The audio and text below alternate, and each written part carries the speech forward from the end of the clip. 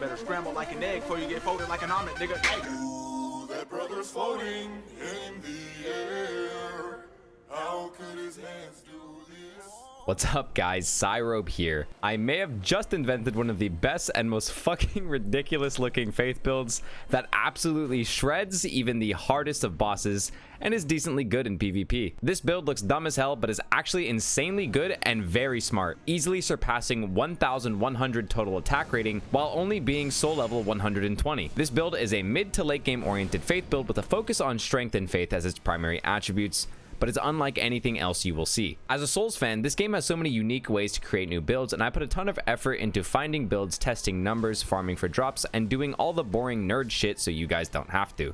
And first off, I would appreciate if you dropped a fat fucking like and hit that subscribe button, because videos like these take me a lot of effort, and I don't mind making them because they're fun to make, and it's for a game that I love, and sharing it with you guys. However, I am not a wiki page, so I do get some things wrong, and I will be showing you every item you need, including their names, but this is just a video showcasing only the details and calculations of my build.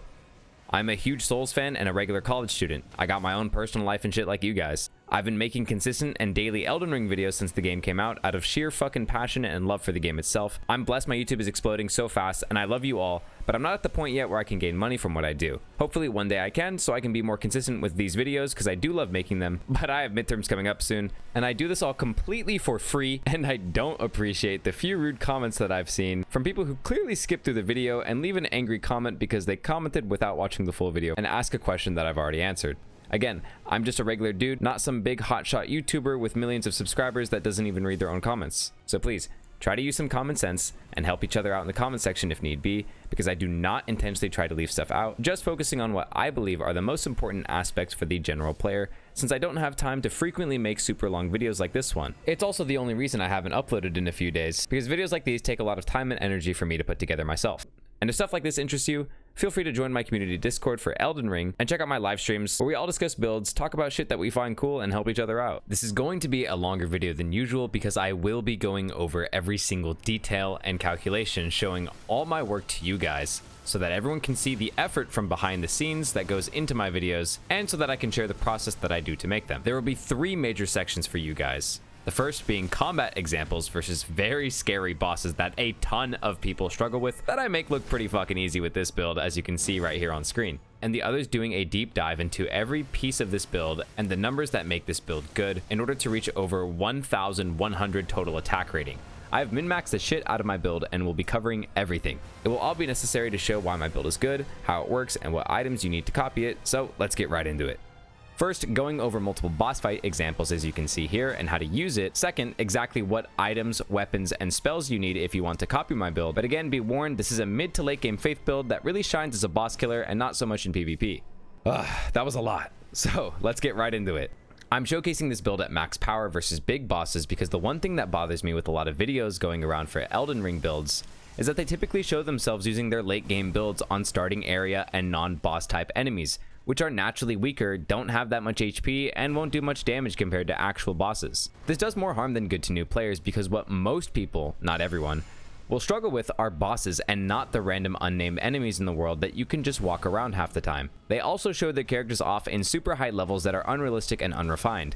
For example, reaching over more than 1000 attack rating over a level like 200 might seem impressive, but it shouldn't be, because the level is inflated and thus the damage is inflated without min-maxing shit and taking soft caps into consideration, you feel me? It should naturally be more impressive to reach those same high numbers at a lower total level to show build efficiency. In previous Souls games, builds and shit were usually min-maxed around 120 to 135 for PvP, while still reaching really high numbers. However, Elden Ring is a different game with different soft caps, and the debate on what the average soul level to stop at is still being argued, but I will try to stick to the same previous formulas. So in my build, I'm able to hit over 1100 AR or attack rating very comfortably, all while being around the total level of 120. The best part about the Souls franchise is that you can always beat the game however you want. There is no such thing as a bad or wrong build, only building inefficiently. To reinforce this point, plenty of speedrunners in the past have beat Souls games by never leveling up once, being completely naked, and with only a small weapon. My videos about builds are merely guides on how to get the most enjoyment out of the game and not feel like you wasted your money, because a lot of players will buy these kinds of games and give up before they actually beat it. Viewership aside, I have always been someone who wished people got into older Souls games long before I made YouTube videos for Elden Ring, because they are all truly fantastic, and I rant non-stop on my live streams about how much I love them in hopes that others see past its steep learning curve to give it a shot and stick with it. So that's why I'm making this build and showing you guys. I got my 𝙀𝙓𝙋𝘼𝙉𝘿 cosplay on, and I'm going to show you everything you need to get right now. The very first thing you'll need is the 𝙀𝙓𝙃 bubble weapon that you see me using, known as the Envoys Longhorn. Yeah, you know those stupid little bubble blowing enemies with the fat ass heads you see in the capital and 𝙀𝙓𝙃? You can get their weapon if you try hard enough. It takes quite a while, but the process will speed up if you utilize discovery items and craftables like the silver pickled fowlfoot. It took me roughly 10 minutes to get the mini ones, 45 minutes to get a long one, and almost 90 minutes to get the giant colossal one.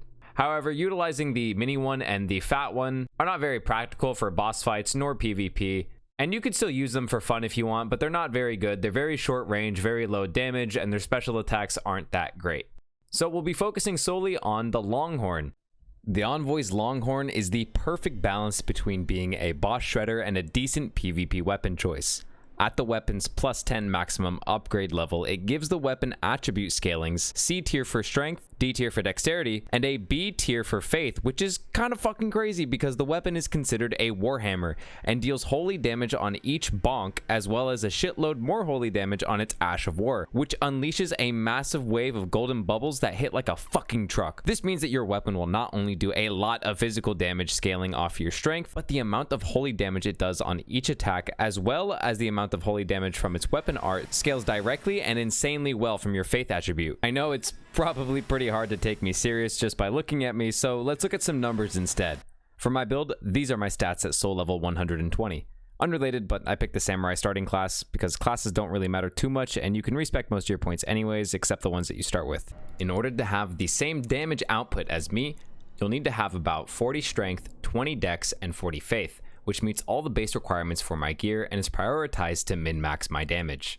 My mind is also at 22, so I have enough focus points to use both my damage amp spells and 3 charges of my weapon art in a single mana bar comfortably. I also keep my flash distributed into a 3-to-1 ratio. I'm going to be saying this a lot, so once again, AR stands for attack rating, which is the number of damage that your weapon of choice can potentially put out, assuming that you're hitting something that isn't blocking and has 0 resistances, and is always displayed and updated live on your stats screen. My +10 maxed out Envoys Longhorn has a 740 base AR when one-handed, but you're gonna see this shit skyrocket. I utilized just 3 talisman because all other faith and incantation related talisman don't seem to do much for this build except these 3. The first one being the 2 Fingers Heirloom that gives me a +11 AR to a 751 base AR and 5 extra points of faith, making my total faith attribute 45 for as long as I wear it. The second is the Sacred Scorpion Charm that gives me +38 AR, totaling to 789 base AR, just with one-handed once again. However, you do lose some defense with this equip. My third is the Carrion Filigree Crest because it reduces FP consumption of your weapon skill. The Bubble Shower skill is a natural 16 FP cost, and this charm makes it cost 12 FP instead. Which means while this is equipped, your weapon skills will cost 75% of its original total value in FP. My base AR is now 789 one-handed and 829 two-handed, and with just this stuff, it will never change. This will be your consistent damage output as long as you do nothing else but this. But we can go further. Next up, we have active items and spells. This is where the huge numbers come in on a time duration. You must use these in the order that I'm about to show you for maximum efficiency. First off, I got the Holy Shrouding Crack tier in my physics flask, which increases holy damage and gives me +71 AR after I drink it, bringing me to a new total of 860 AR one-handed, but for a duration that lasts 180 seconds or 3 minutes. Any stat that increases holy damage will increase the holy damage from my melee attacks as well as the holy damage from the Bubble Shower weapon art. Then I activate my first spell called Golden Vow, which has a 25 faith requirement and a 47 FP cost. It stacks and gives me an additional 130 AR and brings me to a total of 990 AR for its own duration of 90 seconds. The exact number this spell gives you is a 15% damage increase from your current weapon AR, plus a 10% damage negation increase from all sources. This is to help even out the defense that the Sacred Scorpion Talisman stole from us earlier. Lastly, for buffs, we have the Flame Grant Me Strength spell, which is a 15 faith requirement and a 28 FP cost to raise your physical attack and fire damage by 20%. This only applies to your weapon's physical damage bonks and not holy damage because we don't use any fire in this build. So you're only getting physical damage from this spell, but it's still a good amount. After Flame Grant Me Strength is applied, it brings our total AR to almost 1,100, sitting at 1,090 exactly.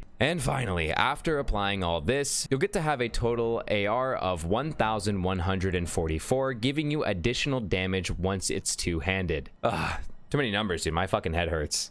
I spent the last 3 days creating this video, and it's very different from my casual shitposty style of editing tutorials that I love doing, but I hope you guys show this kind of stuff some love too, because I do it all for free just to help others get into the game and have a great time. If you made it this far, thank you so much for watching. Please let me know what you'd like to see next, and I'll see you in the next video.